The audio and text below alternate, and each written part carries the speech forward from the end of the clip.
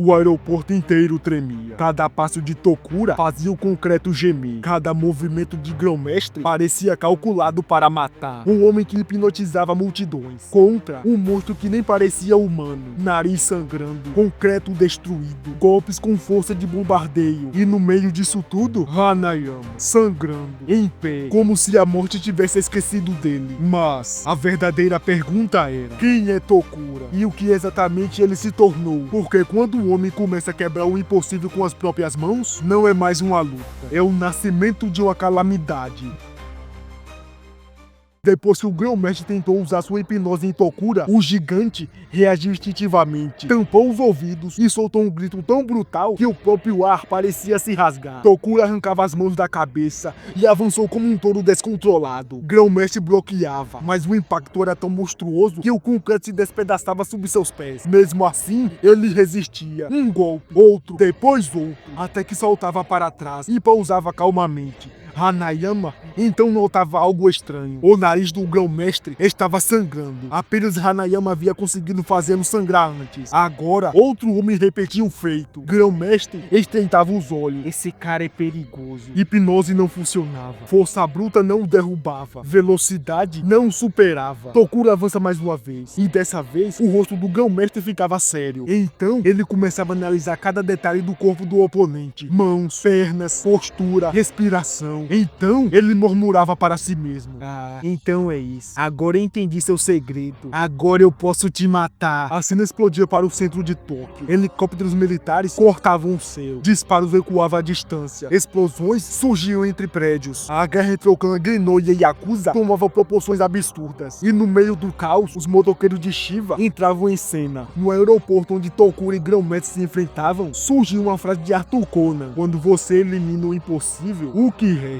Por mais possível que seja, deve ser a verdade. Kunimatsu, Shiva e Hanayama observavam o combate de longe. Enquanto isso, Grão-Mestre refletia: é impossível. Ele é forte em todos os aspectos do corpo. Não existe alguém assim. Tokura, despreocupado, comentava: ei, seu nariz está sangrando. Grão-Mestre limpava o rosto. Pela aparência, ele não parece inteligente. Nesse momento, um avião decolava, rugindo sobre suas cabeças. Tokura olhava para cima impressionado. Erro fatal. Grão-Mestre avançava. O golpe acertava em cheio. Em seguida, vários socos no tronco de Tokura explodiam. Impacto atrás de impacto. Tokura recuava, mas não caía. Então, coçando a própria bunda, dizia: nossa, aquele avião foi longe pra caramba. Era como se o Grão-Mestre simplesmente não existisse ali. O chefe do clã de Nou estreitava os olhos. Você não é o que parece ser. Tamanho, poder, durabilidade, velocidade, tudo em perfeita harmonia. Entendo. Você deve ser o famoso filho do ogro. É uma honra te conhecer, Jack Rama. Então o Grão-Mestre assentia internamente. Só alguém da linhagem de Yujiro poderia ser assim. Mas estava errado. Kunimatsu começava a fazer sinais desesperados. Shiva engasgava de tanto rir. Até Hanayama perdia a postura. Tokura piscava confuso. O quê? Jack? Shiva puxava um cigarro. Esse malandrinho não tem a menor ideia do que tá falando, chefe. Grão-Mestre congelava. Então, ele não é o filho do ogro? Ele se lembrava de ter visto Jack Rama comendo absurdamente em um restaurante. Tinha confundido por causa do tamanho. E quando percebia, Tokura já estava na sua frente. O que eu pareço pra você? Pequenininho? Um estrangeiro? Um monstro? Grão-Mestre engolia seco. Um estrangeiro não me impressionaria. Mas você sequer parece humano. Então, a cena cortava para um gigantesco navio militar no oceano. Dele, dezenas de barcos eram lançados. Soldados emergiam da água. Veículos avançavam em formação. No comando, General Winston, um homem que servia diretamente ao Estado. Ele havia sido enviado para ajudar o clã de Nou. Como já havia sido dito antes, o chefe do clã tinha influência sobre políticos e militares. Se precisasse, até o governo entraria na guerra por ele. Winston se virava para suas tropas. A partir de agora, eu comando esta operação. Todas as ordens passam por mim. Em unissom, sim, senhor. O general então continuava: quando o conflito chega a este nível, o Estado não pode mais ignorar. O governo japonês está sendo prejudicado. Isso aqui é como um macaco mordendo a mão do próprio dono. E nós vamos ensinar o que é punição. A cena mudava para a base da Yakuza, liderada pelo avô de Hanayama. Um jovem chegava correndo. Interceptamos uma mensagem de rádio. Reforços inimigos, liderados por um general, estão a caminho. O velho apenas sorriu. Está tudo bem. Se isso continuar nesse ritmo, vamos arrastar todos eles para o inferno. Os Yakuzas gargalhavam. Guerra entre clãs, exército, estado, nada disso importava. Poucos no mundo poderiam enfrentar a máfia mais poderosa do Japão. Então, uma frase famosa de André Gide surgia: acredite naquele que buscam a verdade e duvide daqueles que dizem tê-la encontrado. Dentro do hospital, tudo parecia normal. Nos altos-falantes, uma voz ecoava: é proibido fumar nas dependências do hospital.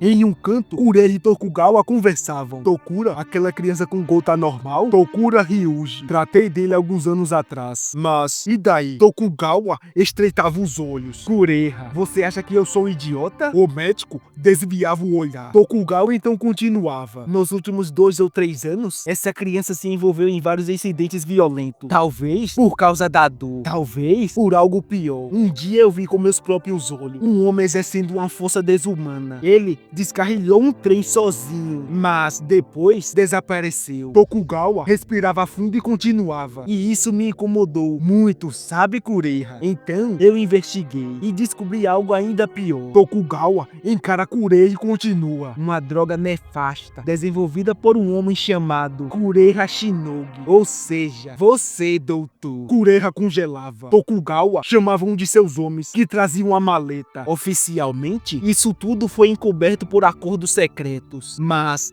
depois de algumas recompensas, alguns subornos, seguia a trilha do dinheiro, sabe, Kureha? E olha o que eu encontrei. Kureha abriu o envelope. Você gastou milhões durante anos. Só neste ano, quase 1 bilhão. E tudo isso em uma única droga. Você disse que isso era para tratar a gota de Tokura. Então me diga, Kureha, você vem usando essas drogas nele, não vem? Kureha sorri. Então ele diz: senhor Tokugawa, mas antes ele era interrompido. Você não vai esconder isso de mim, doutor. Você vai me contar tudo. Nem que eu tenha que arrancar essa verdade da sua garganta. Então, um silêncio tomava conta. Kureha não dizia nada. Ele respirava fundo. Senhor Tokugawa, podemos ir para outro lugar? Eles se levantavam. Então, o narrador dizia uma famosa frase de John Dryden: erros flutuam na superfície como palhas, mas quem busca pérolas precisa mergulhar cada vez mais fundo. Então, a verdade vinha à tona. Tokura não era apenas forte por acaso. Ele era uma das vítimas dos antigos experimentos de Dr. Kureha. Sua força absurda, sua resistência monstruosa, sua velocidade impossível, tudo agora fazia sentido. Mas isso levantava uma pergunta ainda pior. Se Tokura é apenas um experimento, então o que exatamente ele ainda pode se tornar?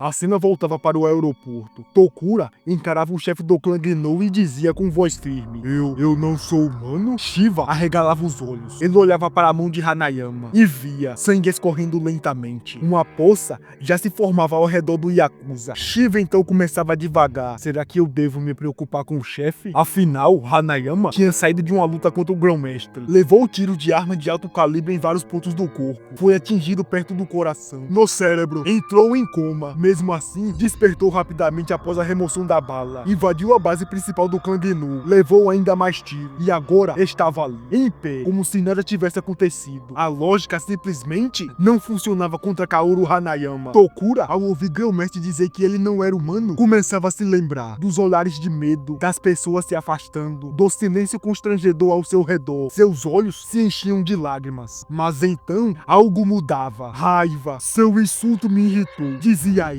O que você acha que vai conseguir fazer dizendo que não sou humano? Ele ergueu o pé. Grão-mestre se assustava. O pisão descia como um meteoro. Era esquivado por pouco, mas imediatamente um soco monstruoso vinha logo atrás. Tokura avançava e começava devagar. Eu sei como eu pareço. Não preciso que você me diga isso. As veias saltavam em seus braços. Outro soco, mas era desviado novamente. Então ele lançava mais um, mas de novo o grão-mestre conseguia desviar desviar. Cada golpe que Tokura errava e Grão-Mestre desviava deixava uma cratera gigantesca no aeroporto. Grão-Mestre observava, impressionado, essa sensação. Então, uma lembrança surgia. Aviões militares lançando mísseis sobre sua cidade. Explosões, fogos, uma voz chamando por ele. Nate, vamos! Ele fugia dos bombardeiros. A lembrança se quebrava. Grão-Mestre voltava à realidade, desviando por um fio dos ataques de Tokura. Esses golpes são iguais àquele bombardeio. A fumaça se dissipava e Tokura surgia do meio dela. O olhar de Grão-Mestre ficava sério. E então, um soco monstruoso acertava o Grão-Mestre. O chefe do clã Gnou voava para o céu, girando, sangrando, tentando se recompor no ar. Tokura gritava todo animado. Muito bom! Agora você viu meu golpe especial. O matador de cortina de fumaça. Ele sorria de forma inocente, enquanto o inimigo despencava. O Nimatsu então começava a murmurar. Esse golpe acertou em cheio. Não dá para acreditar. A potência disso é maior do que uma granada. Sem falar que ainda estamos no aeroporto. O concreto daqui é feito para aguentar pousos de aviões. Ele é cerca de 7 vezes mais resistente do que o concreto comum. Tokura apontava para o céu. Olha lá, aí vem ele. Então toma mais um. Grão-Mestre girava no ar, se preparando. Tokura lançava mais um soco sinistro, mas em um único giro do punho de Tokura, Grão-Mestre conseguia recuar. Tokura olhava para sua própria mão. Seus dedos estavam todos quebrados. O Nimatsu arregalava os olhos. Ele acabou de usar Noaguro Moatoshi? Não, isso foi Tsumonigari. Esse cara é insano. Ele conseguiu atacar daquela posição mesmo caindo do céu. Tokura sacudia a mão, reclamando de dor. Mas, quando o Grão-Mestre tocava o chão, uma cabeçada acertava em cheio. O gigante caía. O Nimatsu comemorava. O chefe do clã Gnou observava o gigante se levantar com dor. Ele cuspia sangue, com alguns dentes quebrados, e reclamando de dor nos dentes. Tomara que todos os meus dentes não estão quebrados. Mas, aquela distração tinha um preço. Grão-Mestre avançava com tudo. Ele golpeava, mas dessa vez Tokura bloqueava e desviava todos os golpes lançados. Uma trocação insana então começava. Golpes e mais golpes. O chão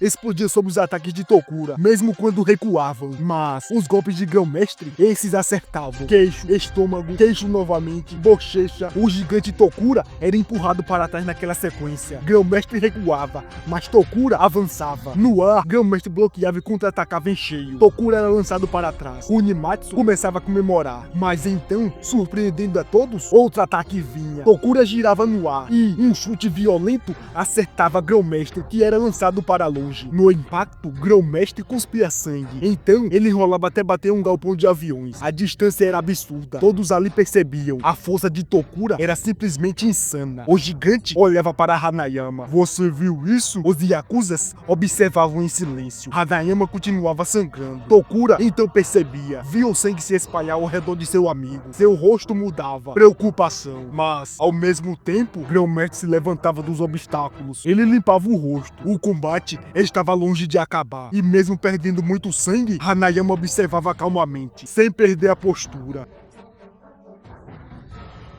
Grão-Mestre ainda respirava. Tokura ainda avançava. Hanayama ainda sangrava, mas permanecia de pé. O aeroporto parecia um campo de guerra. O concreto parecia papel. A lógica já tinha sido abandonada. Mas agora sabemos a verdade. Tokura não é apenas força. Ele é o resultado de algo proibido, algo escondido, algo que jamais deveria existir. E se isso é só o começo, então a próxima batalha não vai decidir quem vence, vai decidir quem sobrevive.